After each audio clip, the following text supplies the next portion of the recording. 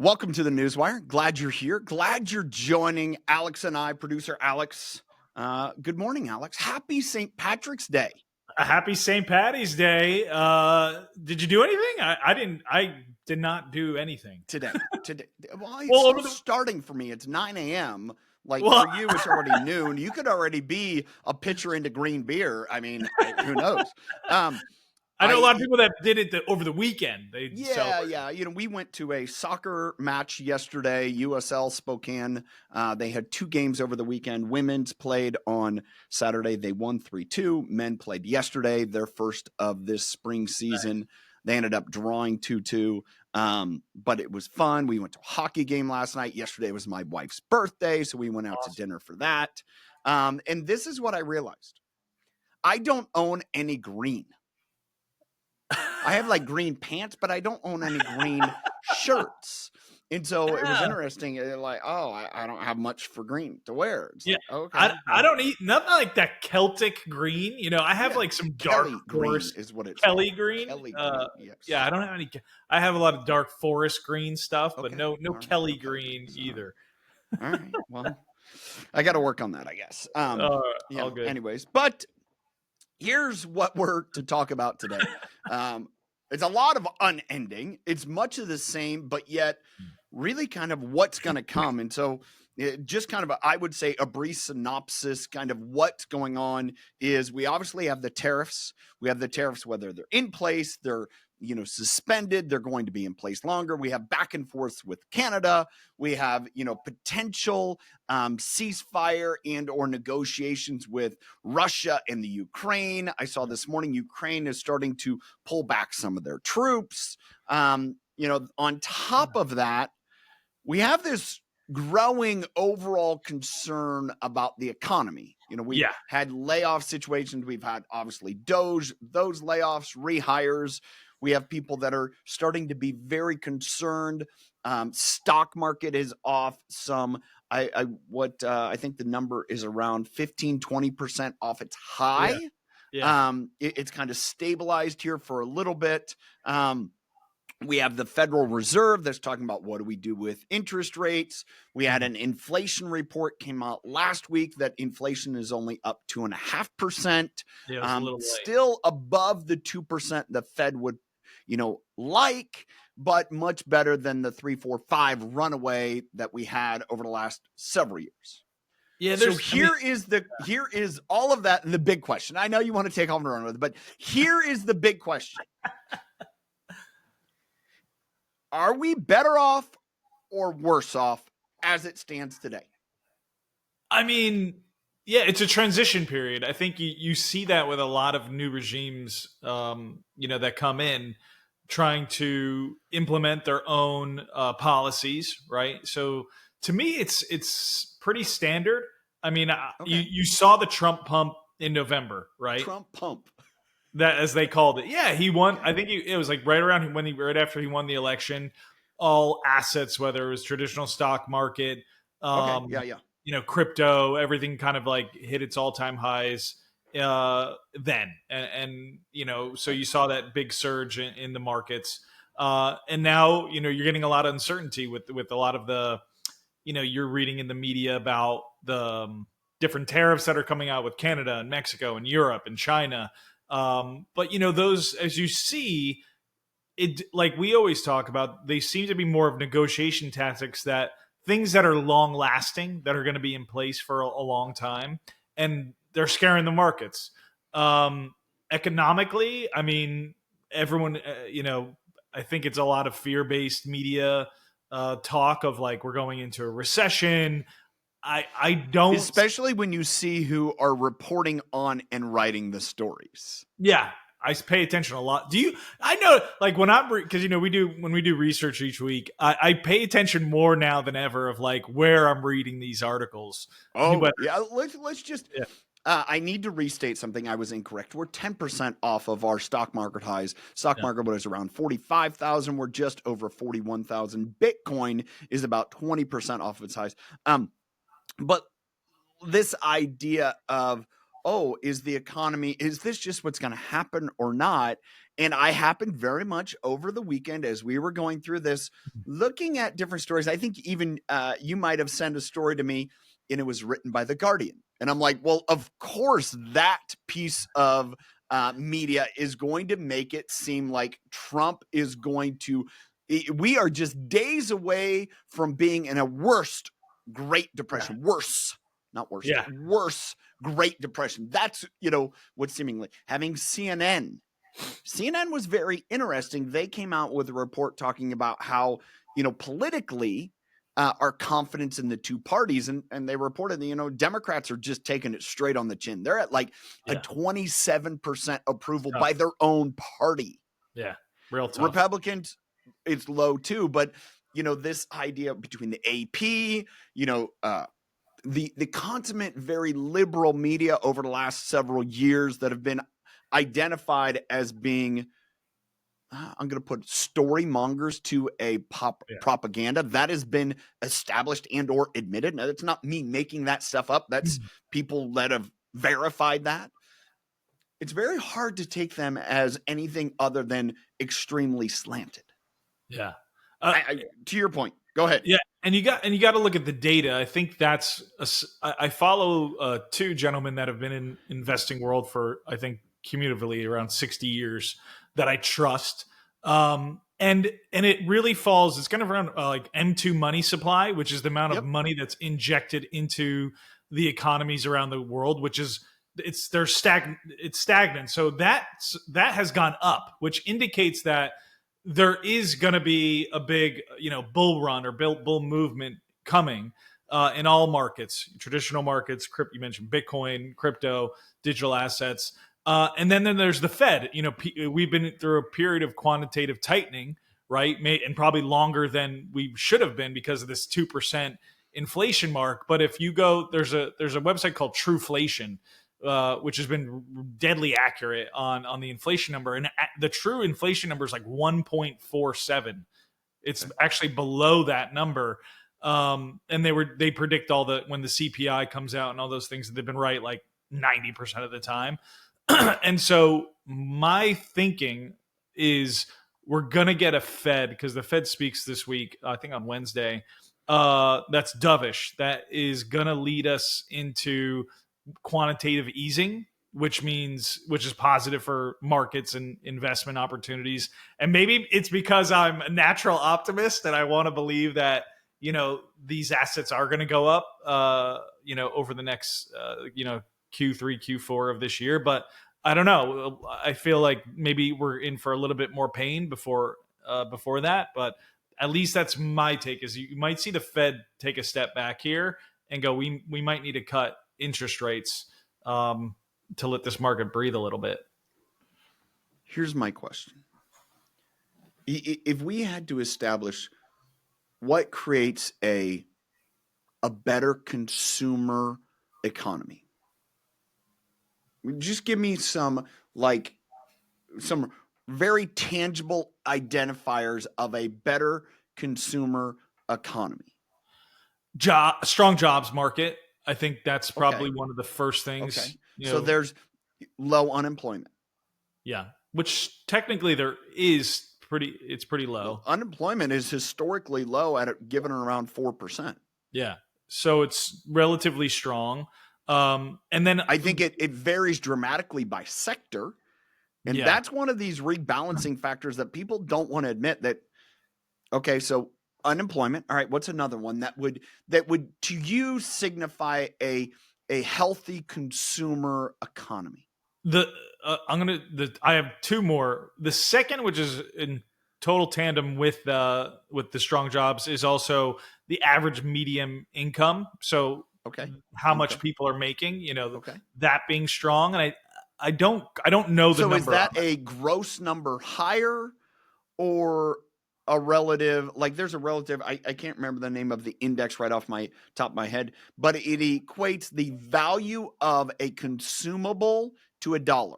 Like what does it cost for average consumables like milk, bread, eggs, those things? And those things seem to have tapered.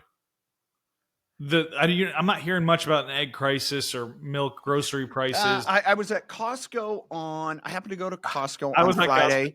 I went Sunday. We have the executive membership, so you get your 2% back, and you have to go in store to use that. Traditionally, we just use Instacart, which saves us so much money because I went to Costco. We ended up like, Dad, we like it when you go to Costco because you come home with all sorts of cool stuff. Like, yeah, sometimes you got to go to Costco to see what they actually have. I ended up buying the Post Malone Oreos because I hadn't seen them anywhere. So we come up with those and we're like, oh, that's cool. All right. So no eggs at Costco. None. Really? None. Tons. However, at our local grocery store chain, Safeway, which part of the Albertsons family, we had eggs there. Total supply, easy supply. Okay, give me one more factor that you would indicate that, man, that's a comfortable consumer market, consumer economy. Well, the last thing that I was going to mention would be if this number was good, which I know it's not, is credit card debt. Okay, so you've given me 3 indicators. Okay, Yeah. which one is unemployment, the average salary, right, and or income. Okay, Yeah. however you want to get, and credit card debt. So here's where I want to walk through that from my perspective. Yeah. Maybe more of a realist, not so much of an optimist. Unemployment. We need unemployment to go higher.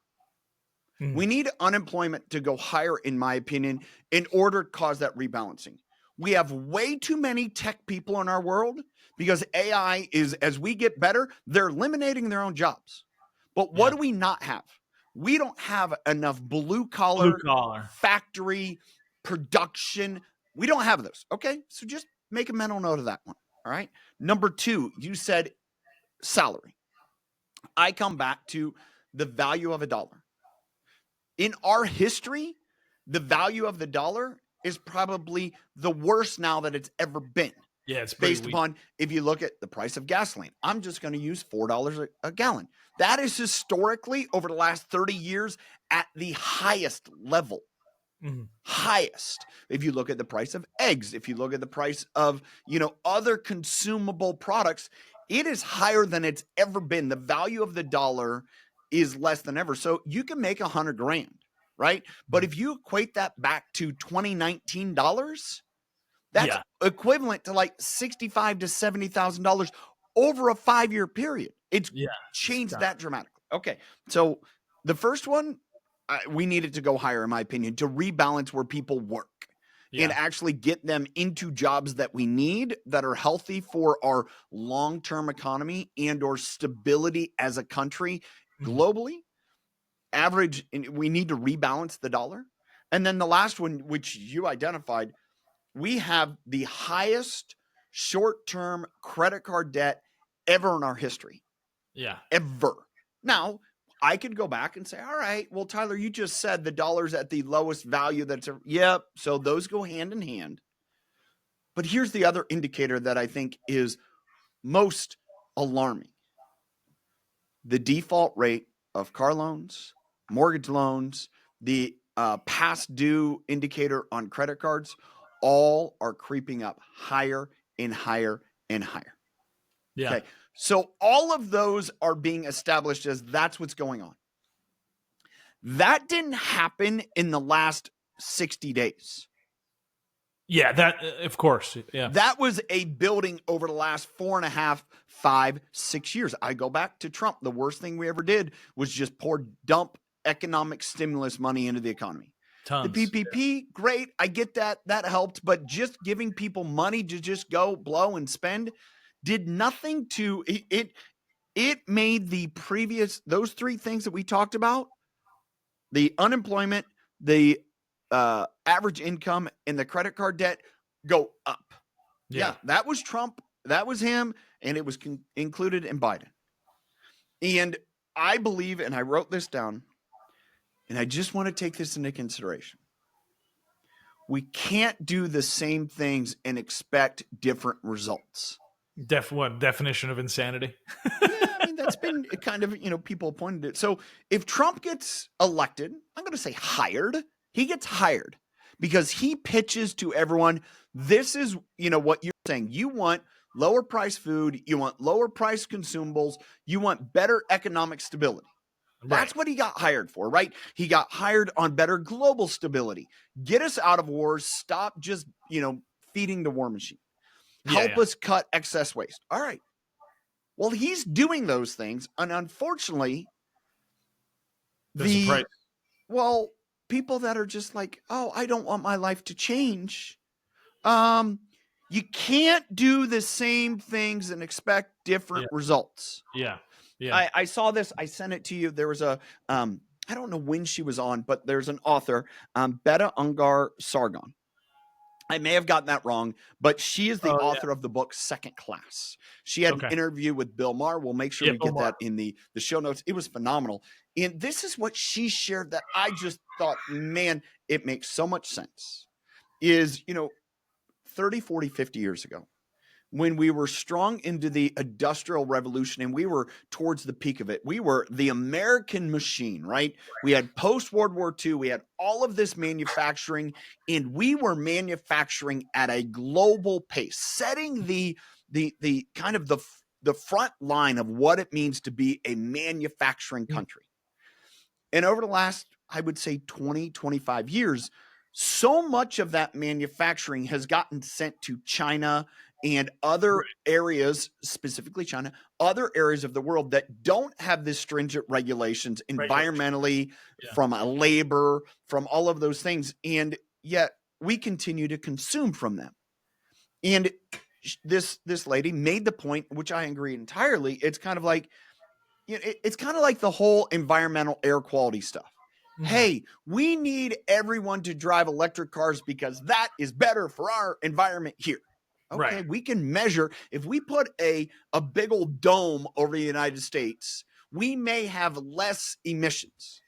But guess what? Wherever they're mining all of the rare earth, Ukraine, China, their emissions are going up like crazy because what did they mine them with? Yeah. Diesel fuel driven vehicles. So you're just trading emissions in one spot to another. It's a net zero at best.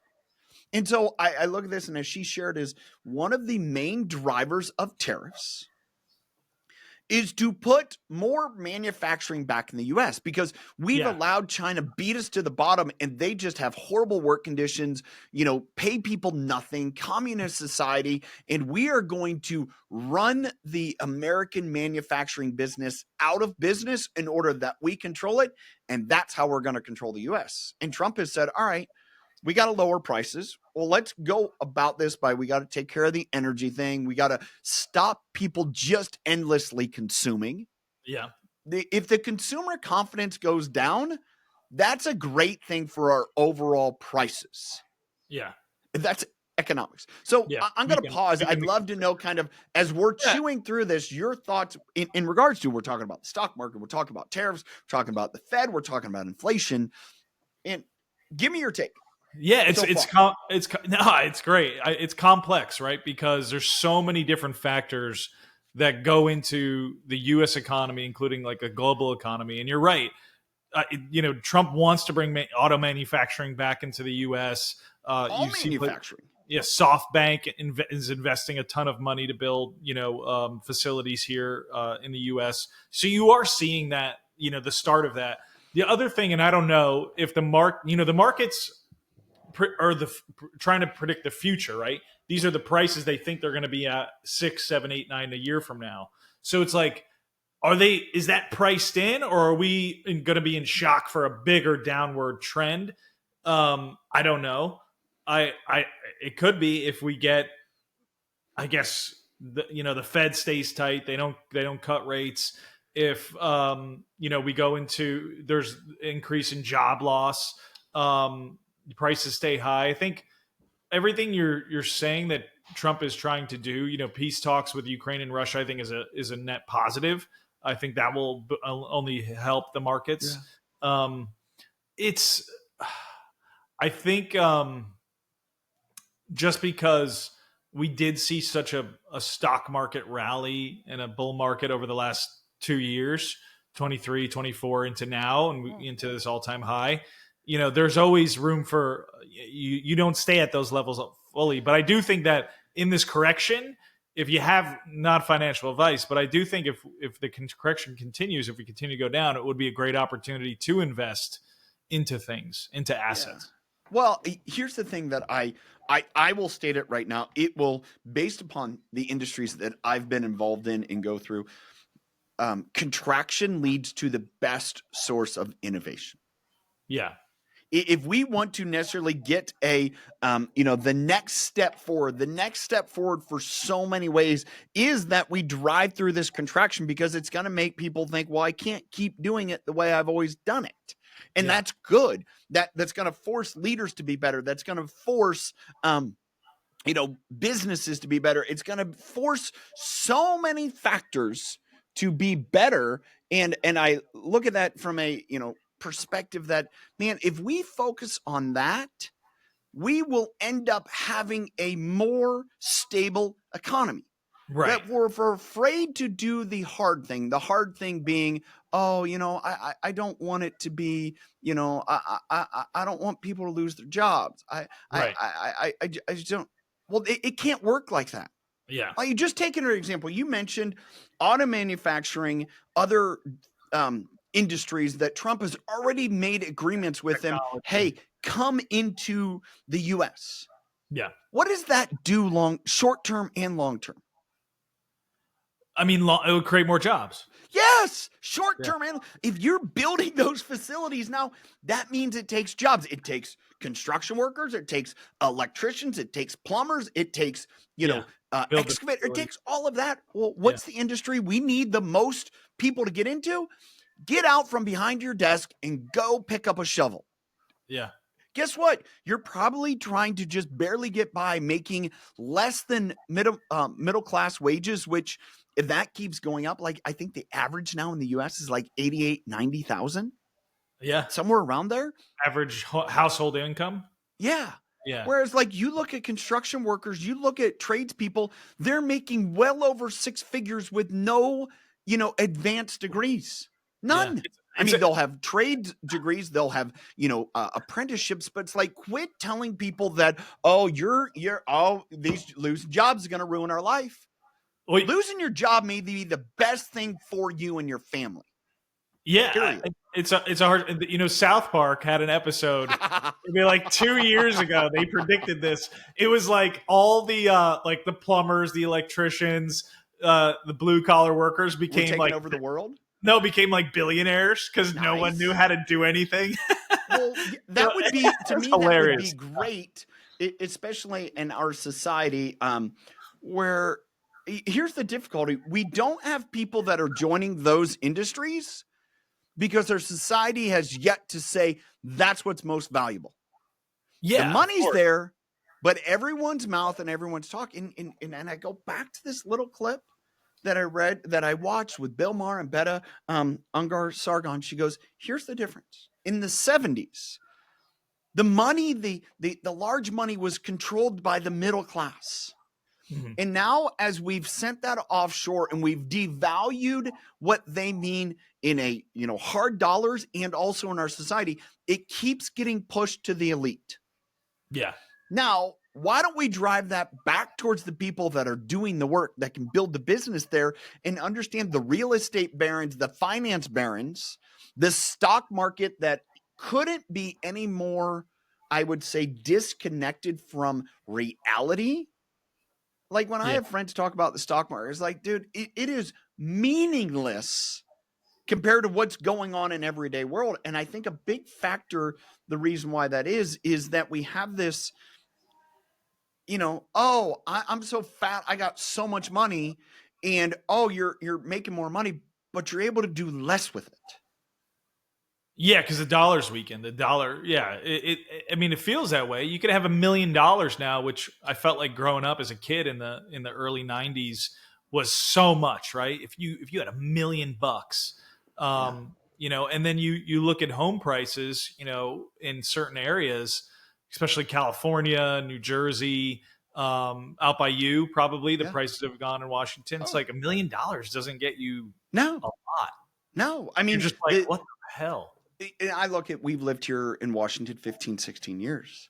And, some of the valuations have gone up, over 100%. It's like, okay, well, our incomes or it comes back to what you mentioned earlier, Don't this equate average it, salary, man. this average salary has gotten devalued Yeah. because we think that an extra comma is a big deal, but it's not. I want to go to a comment that we got on LinkedIn. Laura Wersher, she said, the thoughts on consumer confidence are so interesting. Thank you for that comment. You can comment, you can engage with us on LinkedIn as we're watching here live. I see Leaf has a comment. Leaf's got a comment for us, so appreciate that. Let me, as you're talking to Leaf, you figuring out what his comment is. He's doing a little painting. I want to go back to the consumer confidence, and this is something that I think it's so important that we readjust our thinking. Again, I failed economics. I failed economics because I didn't go to the class. That's fair. I worked in business, worked in those things, but how you reduce prices is by reducing demand. And if reducing demand is saying we're going to rebalance where these things are coming from, that means there may be more tariffs. That means that we need to adjust, the array of products in order to create more long-term stability. That's super healthy for everyone. And it may be a little painful. And it kind of comes to this. And I don't know if you've gone through this, Alex. It's like this. And I'll give the description. It's like deciding I need to go to the gym. I am not active enough. I need to incorporate working out as part of my get healthy system.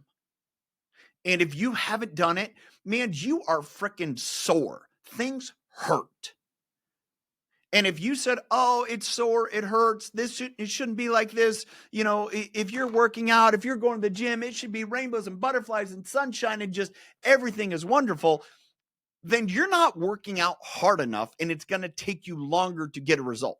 Doesn't mean you can't have fun, but it's enduring the pain of that stretch, that different action that is going to bring to long-term stability. And we have to change our U.S. mental American fixture that good living is buying whatever and having multiple commas. There's a gentleman that I follow, and he's the para bear. He just, we're going to go into deep recession. The housing markets are crashing everywhere. The unemployment rate. Is his name Grant? No. It's not. And like, dude, that's funny. That is funny. You have to give me a little head nod. That's funny. That's good. That was good. and like, kind of calling for another 2008, right? Major market crash and economic crash. We need it. And I was going to ask you just point blank, like, do you think that's coming, or do you think it's necessary, or is there a way to avoid it? Like, that's pretty. Here's my view. It's not coming. It's not coming because we haven't had the volatility in the market.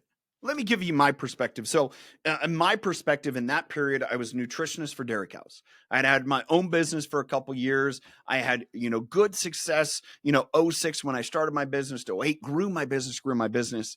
And one of the things that happened is up until that point, commodity markets. So commodities in agriculture, typically when people can talk about commodities, corn, soybeans, wheat, mostly corn and soybeans, right? Those are the main commodities that really affects all of agriculture. Everything else is just kind of, derivative off of that. Live cattle prices, feeder cattle, milk prices, butter prices, they all kind of come back. What's the corn and soybean market doing? And up until that point, the volatility, meaning the change in the daily price, was very limited. Chicago Mercantile Exchange actually has limits on the amount that it can increase, cents per bushel that it can increase. And during that period, there were so many days where it went limit up or limit down. They had to expand the limits. And so that expansion of limits, what it ended up doing is causing much more volatility. So you would have one day where it could move as much as, 10 to 15% in pricing. And so the difference between buying at the high, buying at the low, was your entire profitability on your operation. And margins are that tight. Well, over a 2-year period, we saw corn go from about $3.50 a bushel to $7, over $7 a bushel. It went over 200%. So July of 08, it gets up there, and people are like, whoa, these prices are great. Farmers are making so much money. A lot of that was driven by ethanol. You had this new consumer demand that we had never had before, and they had an insatiable appetite because government just pumped money to them. Hey, build all these ethanol plants, build all these ethanol plants. And what happened is over a matter of 60 days, because what happened is all the farmers like, oh, the price is super high. I'm going to plant a ton of corn. So they plant a bunch of corn. They ended up planting more corn than what we had the ability to consume. And so prices went from $7 to $3.50. Dropped 200%. Well, the cost of producing it, if they didn't sell it, was well over $6. For any agricultural, feedlot, pigs, dairy, anyone buying it, they just got absolutely hosed because of the volatility. Well, that was that industry. Then you go into the industry as far as housing, kind of all of that free run, the bank does whatever. And we see that massive volatility. We see home prices, our home that we built in March of, it finished, we started building it in May. It was done in August of 05. We paid $290,000 for it in 2005. By the end of that year, the Zillow valuation was over $400,000. Okay. So over a couple month period from when we signed the contract in March until January of the next year, it went up $100,000, 30% increase. Crazy. In 2 years, it was worth 140. Scary. So when those two examples, that massive volatility is what caused it to be so difficult in 08. Those were the two industries I lived in, I saw. Yeah. This is what we have not seen. If all of a sudden we come in tomorrow and gas prices start slipping and start slipping and start slipping and start slipping, and by May, instead of paying $4 a gallon, we're paying $2, oh shit. That's when oh shit. Life is going to be like, there will be blood on the streets, as they say. Yeah. You will have massive foreclosures. Life is going to end for people. It will be horrendous. And the thing is, over the last 3 years, we haven't seen any of that volatility. We've seen the stock market clip up, and maybe we see this 10%, but it's not that's not a big deal. Is there we aren't seeing home values go from, a $500,000 house that all of a sudden now we're trying to get out of it at $350. We're not seeing that. And yeah, I mean, I have seen here in Florida, like a dip in the housing market, right? It's a little quiet. The building seems to slow down a lot. There's empty lots. So like you could tell the home builders have slowed down tremendously.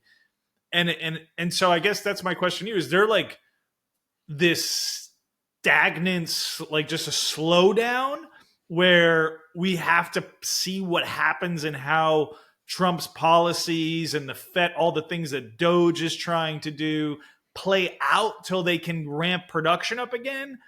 Or is it this major economic meltdown that you're like, I guess, how do you see that like playing out? Yeah, I don't know. I mean, one of the things that I learned when I was trading commodities, so I did that for a little while when we moved to Spokane, and I learned this from the longtime traders, is, they said, is buy Halloween, sell Easter.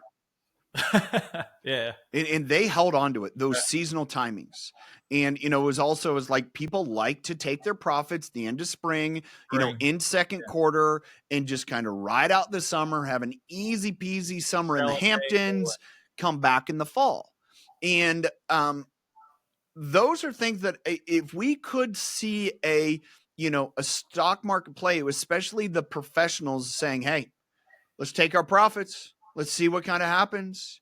You got this background stuff with the Ukraine and Russia and the tariffs. Yeah. And, are we going to see a bunch of building? Is there going to be stability in the, commodity, the steel, the lumber, the, those raw products? All right, just kind of, whatever. Because going back to what Betta shared, So much of our GDP sits at the top 20% of overall people that they're up there and they're like, I'm good.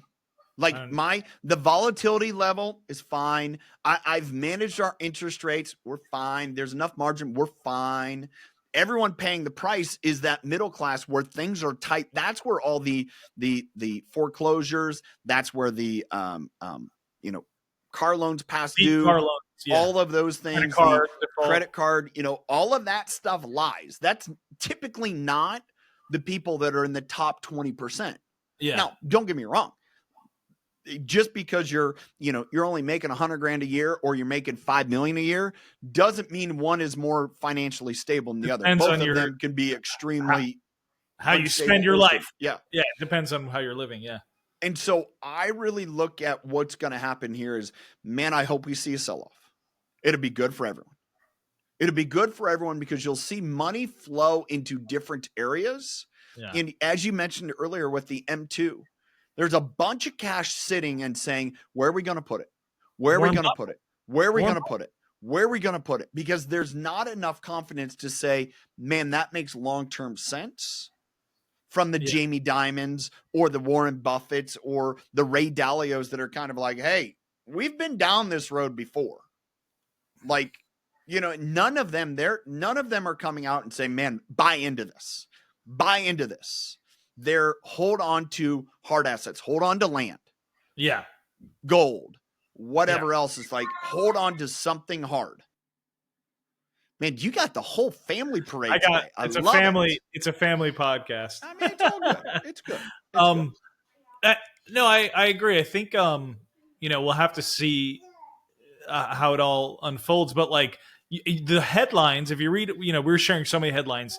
It all revolves around Trump and his decisions he's making, the policies he's putting into place, the tough negotiation he's doing with all these different nation states, and they're all pointing the finger at him, like he's the cause of all this, and some of it may be purposeful, but again, like you said earlier, this is something I think that's been waiting to happen for a long time, and I don't know. Opinion is this is what I really think. If Trump were sitting down and say he was doing a podcast like a Rogan or an Andrew Schultz, where he was just like, I'll let it rip. Do you really wish you would have done this back in 2016? Is this what you meant by MAGA? Yeah, absolutely. This is what I meant. That's what I anticipate. Absolutely. What is unraveling right now, meaning I'm getting rid of the swamp. He's gotten rid of the swamp. Like, he's created enough enemies.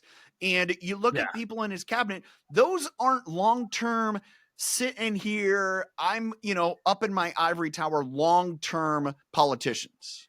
Yeah. They're J.D. Vance, Tulsi Gabbard, Kash Patel, you got some of these people that are relatively weak, Vivek and Eli, like whether you like them or not, they haven't made their entire career, I'm going to be a lifelong politician. Yeah. Right? Maybe JD more than the others, but okay, whatever.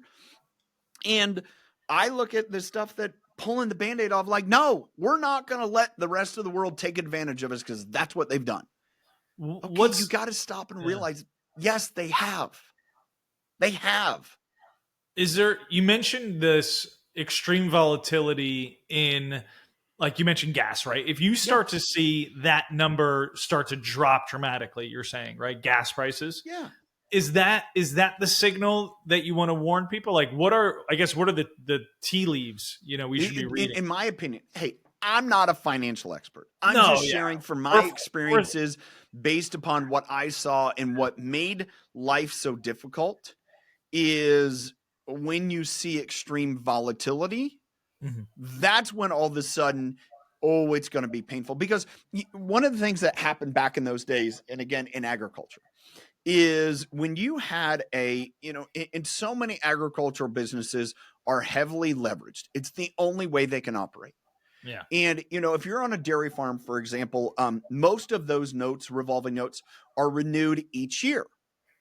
And so each year you have to provide with them the absolute value of your assets. Well, the value of your assets aren't what you paid for them. They are current market level. So if all of a sudden last year, 2024, each of our cows was worth $3,000. Okay, say they're worth $3,000, 3,000, and we have 100 cows. Well, now all of a sudden we have a value of $3 million. Yeah, $3 million, right? That's what our business is valued. Well, now all of a sudden they're only worth $2,000. Same cows. Year ago they were worth $3,000. Now they're worth $2,000. We just took $1 million off of our balance sheet. Well, everything we've bought the last year, everything we've paid for, all the equipment notes, all of whatever else that we're doing to operate, the price of what we've gotten, paid for our product, maybe none of that changed. And all of a sudden the bank's like, hey, you got a 62% loan to value, which is, moderately 62 to 65%. I need you to give me $500,000 cash to balance this out. And you're like, we don't have anything. Yeah. So then what ends up in that case is like, well, if you're lucky, if you have a bunch of land that you've never mortgaged, well, all right, mortgage your land. All right, we'll mortgage our land to come up with the $500,000. So now instead of having a credit, line that is X, Y, and Z, it just jumped by $500,000 because of the market volatility. That's where businesses get screwed. It's no different than if you own a construction business. You own say you own a roofing supply business. Okay. Mm-hmm. And you buy product from the roofing supply, and one day it's worth $100 per packet of shingles, and the next day it's worth $75. Mm-hmm. You just lost 25% of the value. And, to the bank, they're like, hey, come up with money. What are you going to do? Because here's the other thing that I know happens too, is when it goes the other way. So last year they were worth $2,000. Now they're worth $3,000. The bank's like, okay, great. You're going to take $500,000 off principal, so we have a better loan to value. They'll demand that. Yeah, absolutely. So it's kind of like, you're damned if you do, damned if you don't. And when we see that kind of stuff going on, oh shit. Yeah. Oh, shit. What? And you see people like Warren Buffett, for a while now, maybe even close to a year now, has been sitting on his Berkshire Hathaway I think they're sitting on $350 billion in cash. I mean, I guess when you start seeing him making moves, does that, because he's usually very conservative at this point. Here's what's most interesting to me is, I read this morning. So I've been reading the book Pushing to the Front. It's a book by Orson Swett Martin, who was the founder of Success Magazine. Okay. I started reading the book because in the John D. Rockefeller letters, the letters that he would write to his son, he said, I want my entire family to read this book. I should probably read that. That sounds like a good idea. Right? And one of the things that he makes mention, and I shared it yesterday on my Instagram story, it's kind of like, and I'm going to read it because it's so fitting. And it was like, this was from 100+ years ago. And he goes, I know young men who spend more for unnecessary things, what they call incidentals, cigars, drinks, all sorts of sweets, soda water, knickknacks of various kinds, than for their essentials, board, clothes, rooms. Then they wonder where all their money goes to, as they never keep account of any of it. They rarely restrain a desire. They do not realize it when they fling out a nickel here and a dime there. Pay a quarter for this and a quarter for that. But in a week, it counts up. In a year, it amounts to a large sum. That was written over 100 years ago. Right. And that could have been written. You change maybe some of the incidentals, or you change maybe the a dollar here, a 20 there, whatever. You change, and it still applies. Applies.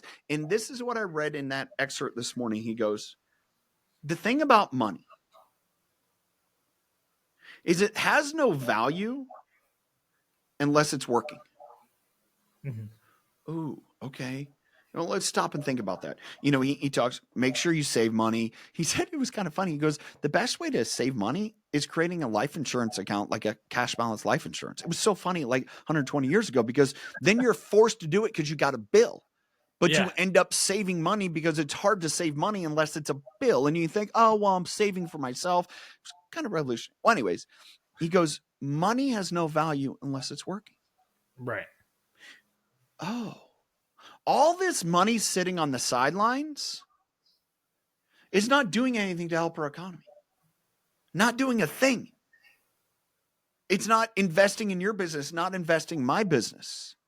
It's not investing in land, a hotel. You know what? Oh, it's of no value. So when we stop and think about all of Warren's money just sitting there waiting, you're afraid to lose it, but man, you're not doing anything good with it. Not doing a darn good with it. And it was very interesting as I read this and I think about it, and kind of even from a biblical sense. I mean, I go to the proverb of the parable of the talents. The man who buries his talent, which can be viewed as money or skills, I got no use for you. It's really interesting to stop and think about where we're at. It's like our economy is probably in a really bad place because everyone's sitting and waiting for the slot machine to hit all sevens. Right. And, it's interesting. I mean, some would say, and obviously Warren Buffett's been touted as one of the greatest, investors, hedge fund. He's made way more money than me. I have no reason to question what he's doing. I'm just analyzing it based upon a perspective. Yeah, And it's really I love it. I love it. It's super interesting, and it goes to like, if that, and because I agree more with you. It's like you can have all this money, and if it's just sitting there doing absolutely nothing, whether it's being put to use in so many different positive ways, like what's the point of it all? It's like one of the ideas that I've heard from people is, this is my opinion, it could be verified. If you have an opportunity to save $1 or an invest in $1 that is going to make you more knowledgeable, wise, you'll learn a lot. Yeah. I would, hey, saving, you got to save. You have a facet of whatever that is.